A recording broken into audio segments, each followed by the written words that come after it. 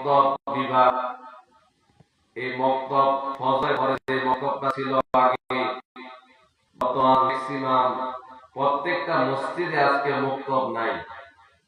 এটা একটা ইহুদি খ্রিস্টানের চক্রান্ত। আগে যখন আমরা ফজরের পরে বাসা থেকে বের হতাম, তখন দেখতাম ছেলে মেয়ে কোরআন মাজিদ বুকের সাথে মিলিয়ে মক্তবে যাচ্ছেন, মসজিদে যাচ্ছেন।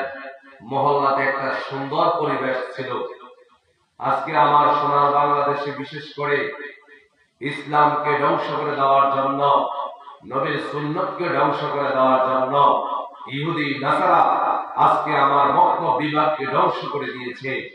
তাদের পায়তা এই সকালবেলা মক্তব যে টাইমে ছাত্ররা পড়াশোনা করত, সেই টাইমে তারা তাদের কিন্ডার গার্ডেন, বিভিন্ন ক্যাডেট স্কুল চালু করিয়া আজকে আমার মক্তব বিভাগকে ধ্বংস করে দিয়েছে। আজকে আমার মক্তবকে ধ্বংস করে দিয়েছে।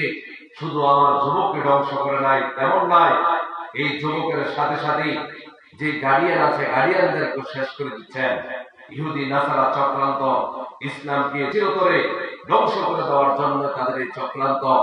সকালবেলা যখন শিশুটা বাড়ি থেকে বের হয়, বার হওয়ার সাথে সাথে শুধু শিশু বের হয় না, যত শিশু সে স্কুলে যেতে পারবে না, সেই কারণে তার গার্ডিয়ান হিসেবে তার মা বের হয়।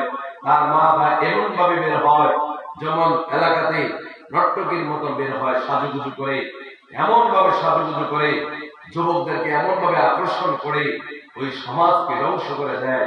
শুধু সেই সমাজ না, সেই সমাজের শিশু বাচ্চা থেকে তার ছেলে যেরকম ভাবে ইসলাম থেকে দূরে সরে গেল, মক্তবে না পড়ার কারণে, তার অন্তরে ইসলাম না ঢোকার কারণে যেমনি ভাবে তার অন্তর থেকে ইসলামের মহব্বত দূর হয়ে গেল, তার ভিতরে ইসলাম যেমনি ভাবে দূর হয়ে গেল, ঠিক তদরূপ ভাবে ওই ছেলের গার্ডিয়ানটা, ওই ছেলের মাটা, ওই ছেলের ঘরটা নষ্ট হয়ে যাচ্ছে যখন তাকে নিয়ে স্কুলে যাচ্ছে সাজুগুজু করে।